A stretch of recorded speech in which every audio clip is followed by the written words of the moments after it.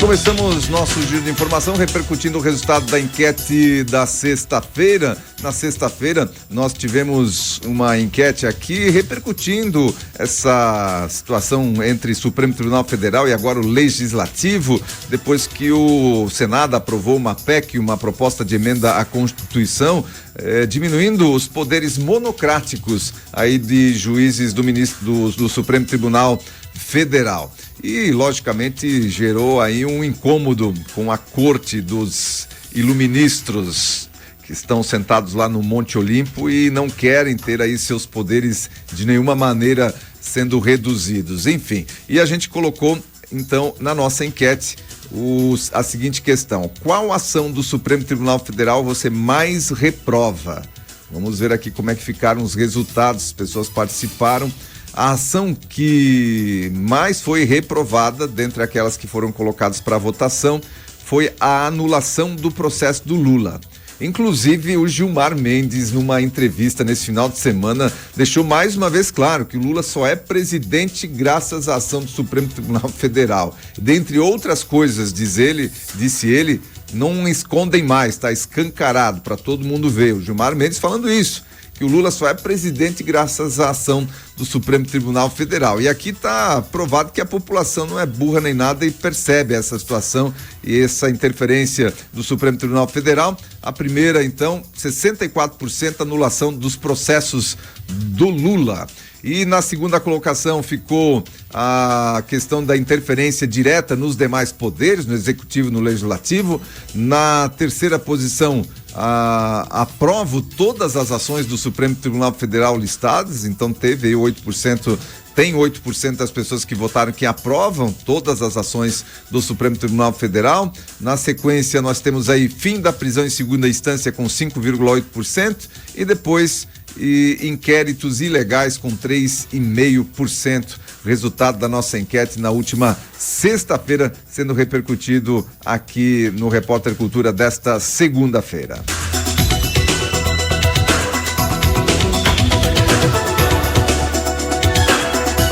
Nesse sábado, dia 25, uma comitiva do governo federal visitou 2 cidades no Alto Vale para orientar prefeitos sobre como acessar os recursos destinados à recuperação das cidades atingidas pelas cheias. Além da reunião, foram anunciados mais de 150 milhões de reais em recursos. Trombudo Central e Rio do Sul fizeram parte da agenda. No encontro com o governo do estado e os prefeitos de ambos os municípios e lideranças regionais, foram detalhadas as ações do governo federal em Santa Catarina e tiradas as dúvidas quanto ao que as prefeituras devem fazer para agilizar a vinda dos recursos por meio dos planos de trabalho e também para ajuda humanitária por parte da União. Foram anunciados 150 milhões de reais em recursos. O que a gente precisa é de agilidade em momentos como esse. Independente de ser Santa Catarina, qualquer local do nosso país, qualquer cidade, qualquer estado, no momento de uma catástrofe, no momento de uma situação como essa que acontece aqui no nosso estado, que aconteceu aqui no nosso estado com as enchentes, o estado precisa ter acesso rápido aos recursos do estado, aos recursos do governo federal necessários aí para a reconstrução. Enfim, eu tô falando aqui, não é porque é Santa Catarina, isso tem que funcionar para toda e qualquer cidade, todo e qualquer estado da federação. Afinal, os impostos são recolhidos aqui nos municípios, os estados também geram os impostos que são enviados para Brasília e quando se precisa para uma situação de emergência como essa, vem pessoal para cá, demora e vem fazer foto e vem passear com uma comitiva gigante. Gente, nós temos que acabar com isso. Isso só consome recursos do estado. Não precisa vir aqui, vem um representante aí do governo para marcar presença, enfim, mas vem toda hora, tá vindo gente aqui para ver e recurso ok, agora vieram aí mais 150 milhões, mas tem que ficar mendigando, passando pires para vir recursos para situações como essa. E estou falando de novo, vou repetir, não é porque é Santa Catarina, não é porque isso aqui deve funcionar para qualquer estado, para qualquer município do nosso país. Quando acontece uma situação como essa, sempre a mesma coisa. Aí os políticos vêm aí bater foto para botar nas suas redes sociais e divulgar que o governo manda ajuda coisa nenhuma, mandou o dinheiro que é do estado, é dos municípios e que está só voltando para cá, estão fazendo nada mais do que a sua obrigação.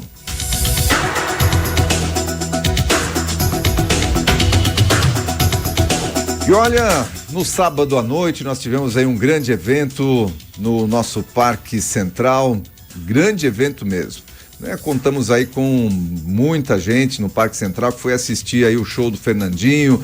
Também teve a participação ali do Projeto Avante, do meu irmão Orlando Silva, que se apresentou na abertura do show do Fernandinho. Muita gente lá no Parque Central. E olha, duas grandes apresentações, tanto do Projeto Avante e do Fernandinho. Para quem conhece o Fernandinho, para quem gosta, quem não conhecia o Fernandinho também teve a oportunidade de conhecer e certamente saiu satisfeito, né, desse show. Começou no horário, o show às 9 horas estava marcado. Olha, só 2-3 minutinhos ali que foi a palavra ali do prefeito Jorge, do vice-prefeito Tucci, e deram abertura então para o show do Fernandinho, um show realmente contagiante, um show que também teve momentos de reflexão. E todo mundo que esteve lá, ninguém assim com quem a gente conversou realmente falou alguma coisa de negativo desse show. Realmente muito bem, eu acho que acertou em cheio aí a prefeitura em ter trazido esse show para fazer parte das festividades aí do Natal mais encantado. Parabéns aí para a organização, parabéns também por o Projeto Avante, que fez uma bela apresentação na abertura e certamente fechando com chave de ouro o show do Fernandinho. Estive lá com a família também assistindo, acompanhando essa bela apresentação do cantor Fernandinho. Canta muito, tem uma banda incrível e se você escuta o CD do camarada, parece que ele tá ali cantando no CD, tão afinado que é, mas não é só pela afinação e pela qualidade musical, mas é pela qualidade das letras, pela qualidade daquilo que ele fala no palco também. Muito bom, realmente foi muito bom o show do Fernandinho no sábado aqui na cidade de Timbó.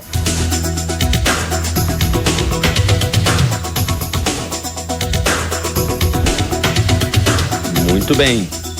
Dito isso, então, vamos agora a Blumenau, onde os vereadores de Blumenau aprovaram aí na semana passada o substitutivo global ao projeto de lei complementar 2237 de 2023, que estabelece requisitos a serem observados nos concursos públicos e processos seletivos da área de assistência social e educação no município. O projeto de lei é de autoria do suplente de vereador, o Rodrigo Marchetti, do PSD, e o substitutivo global foi de autoria da vereadora Silmara Miguel, também do PSD.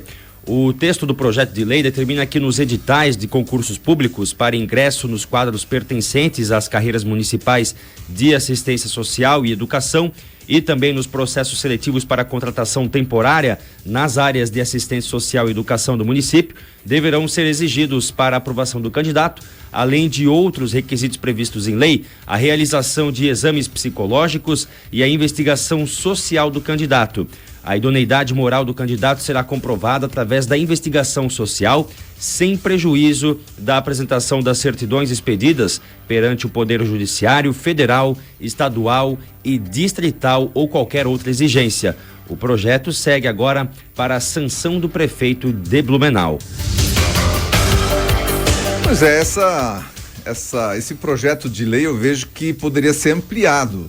Por que só para concursos públicos seletivos para a área da assistência social e da área da educação lá no município de Blumenau? E essa moda poderia pegar e ser expandida aí para todo o país, né?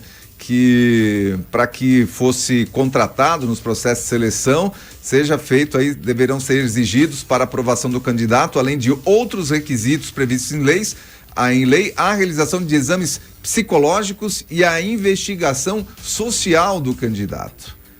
A idoneidade moral do candidato será comprovada através da investigação social. Por que não para ser vereador? Por que não para qualquer outro cargo aí público, hein? Fica a dica.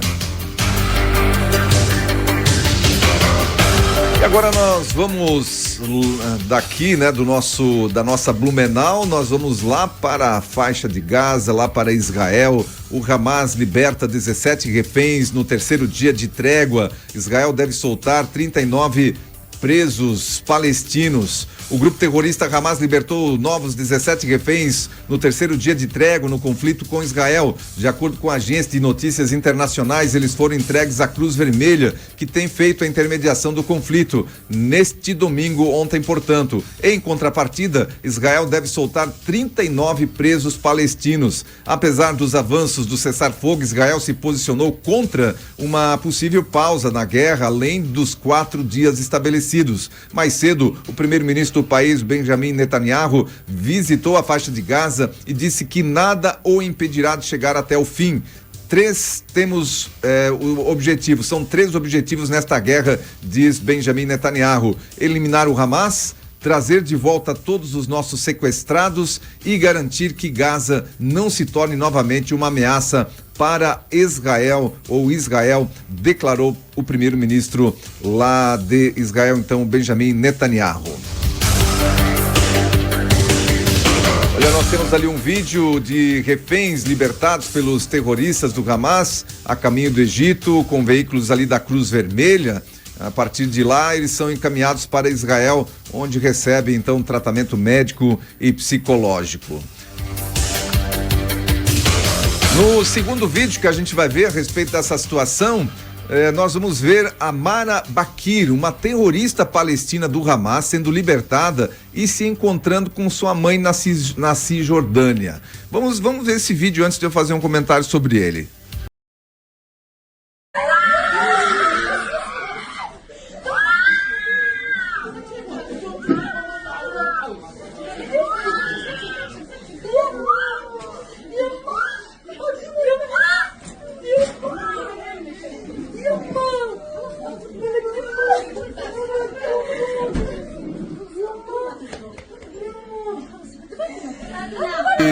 Esse vídeo aí dessa situação dessa Mara Bakir tem sido usado aí pela mídia mundo afora.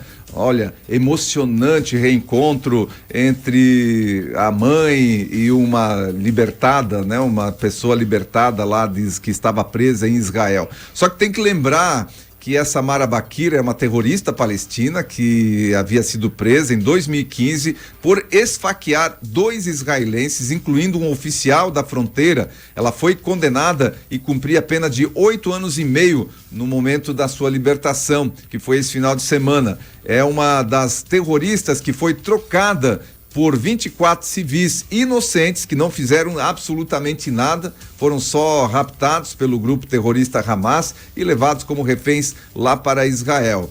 E aí a mídia nacional e internacional, inclusive, usando esse vídeo aí desse encontro emocionante da sua mãe com a filha palestina, não fala que ela é terrorista também, que também serve aos objetivos do Hamas. Mas aqui a gente não vai esconder essa informação não, de que a Mara Bakir, que figura aí nas redes sociais e nos vídeos dos principais canais de televisão mundo afora como um emocionante reencontro entre familiares, né, das pessoas que foram libertadas por Israel. Lembrando que todos que estão sendo libertados por Israel cometeram algum tipo de crime. O que Israel tem feito é o seguinte: eles não estão soltando alguém que eles dizem lá que tem sangue nas mãos. Essa Mara Bakir, ela tentou matar 2 oficiais, 2 israelenses, dentre eles um oficial, mas ela não conseguiu. Eles foram esfaqueados, mas sobreviveram. Então, aqueles que Israel está soltando são terroristas que não conseguiram chegar ao seu intento. Portanto, lá para Israel, eles não têm sangue israelense ou judeu nas mãos. E agora, você vai ver outro vídeo também da festa que fizeram para os 39 terroristas palestinos libertados por Israel em troca da libertação dos reféns do grupo Hamas, que foram feitos reféns pelo grupo Hamas, sendo recebidos como heróis por apoiadores lá na Cisjordânia. Vamos acompanhar.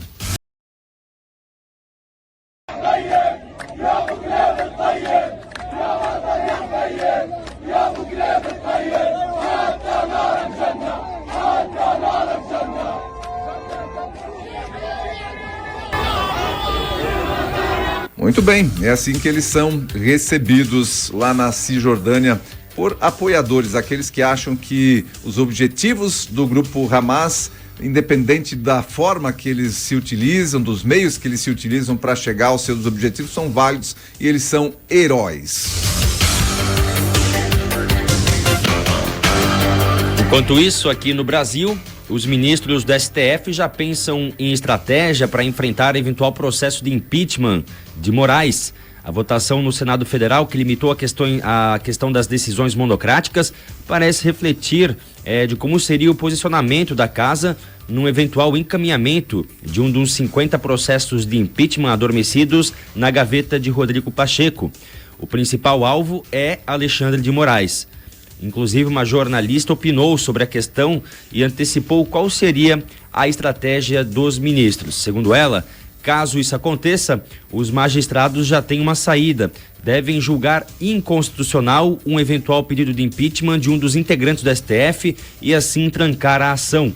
Os ministros afirmam que qualquer demanda nessa direção não teria base consistente, o que acarretaria a paralisação da ação.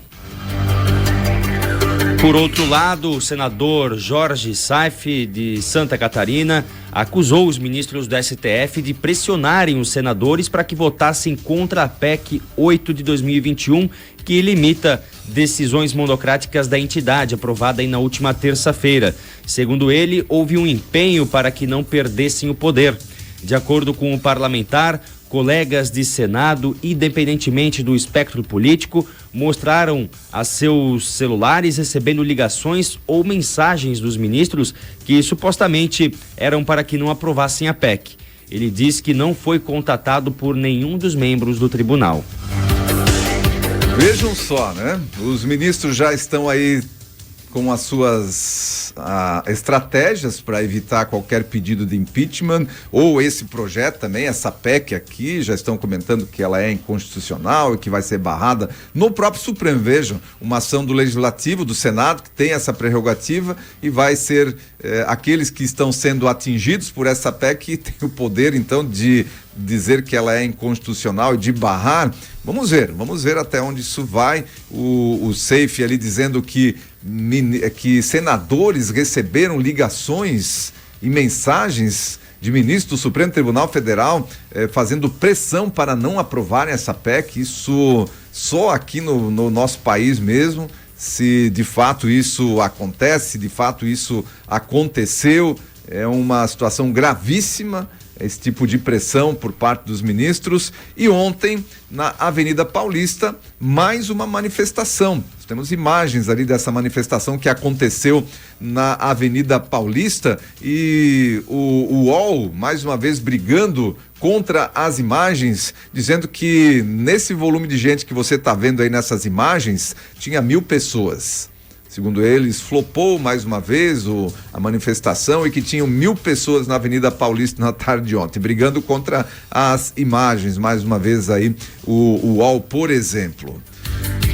O que acontece é que essa manifestação foi totalmente articulada e movimentada em 3 dias, movimentou bastante gente lá na Avenida Paulista e a pauta era Alexandre de Moraes, impeachment de Alexandre de Moraes, depois aí da morte do Clezão lá na Papuda. Enfim, uma manifestação em solidariedade à família do Clezão e contra o ministro Alexandre de Moraes. Palavras de ordem nessa manifestação contra ou a favor do impeachment do ministro Alexandre de Moraes. E olha, para fechar o nosso giro de notícias aqui nessa manhã, olha, sob pressão por obras contra enchentes, Santa Catarina define prazos para mini barragens e dragagem. A série de enchentes registradas no Vale do Itajaí entre outubro e novembro provocou uma pressão no governo de Santa Catarina por obras de prevenção. Prefeitos e empresários do Vale do Itajaí cobram que saiam do papel os projetos previstos há mais de uma década pela Agência de Cooperação Internacional do Japão, JICA. A preocupação é evitar que se repitam os prejuízos dos últimos meses. Blumenau e Rio do Sul, por exemplo, enfrentaram 6 inundações no período. Cidades como Pouso Redondo e Trombudo Central passaram por enchentes históricas.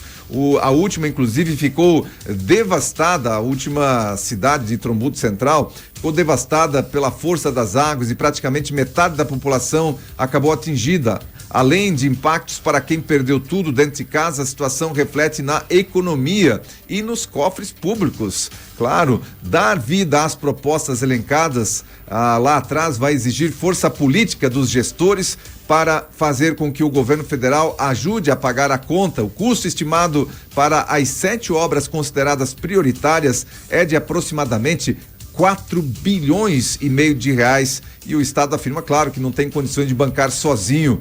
Outra frente é mobilizar o Fórum Parlamentar Catarinense para conseguir emendas, e dentre estas ações, mini barragens para o Alto Vale do Itajaí, dragagem do Rio Itajaí-Açu, canais extravasores em Blumenau e Navegantes, e as barragens, né, que são o calcanhar de Aquiles aqui do governo de Santa Catarina, porque José Boatê, por exemplo, precisa consertar uma das comportas que está emperrada, e depois de recuperar todo o restante da estrutura danificada pelos anos sem manutenção e também em virtude do impasse lá com a comunidade indígena Xokleng. Depois nós temos em Ituporanga, há problemas em uma das comportas e não é possível abri-la. Além disso, a sala de comportas acabou inundada. Em Taió, há vazamento de óleo no rio por causa de um problema em uma comporta. Além disso, nas 2 barragens é necessário instalar equipamento hidráulico para abrir e fechar as comportas dos canais extravasores. Vejam só, é um problema sério que agora vem à tona, e vamos ver se isso vai realmente ter uma continuidade, e a gente está colocando isso na nossa enquete do dia de hoje, inclusive. Você acha, na sua opinião, esses projetos terão continuidade? Serão implementados aí pelo governo federal e pelo governo do estado de Santa Catarina? Aí nós temos 3 alternativas para você votar na nossa enquete no dia de hoje. Sim, por pressão da sociedade. Sim, vai acontecer alguma coisa, mas por pressão da sociedade. Tem uma outra alternativa, sim, por atuação dos políticos. Você acha que os políticos dessa vez vão agir, mesmo que não haja pressão da sociedade, eles vão agir no sentido de trazer solução para essa situação? Ou você acha que não? Serão esquecidos esses projetos assim que a situação melhorar? Você vota, você participa, você interage com a gente na manhã desta segunda-feira, diante desse quadro de projetos necessários, 4 bilhões e meio de investimentos necessários aí para esses projetos de contenção das enchentes aqui no Vale e no Alto Vale do Itajaí. E assim a gente encerra então o nosso primeiro bloco de informação para você, ouvinte do Repórter Cultura, na manhã desta segunda-feira.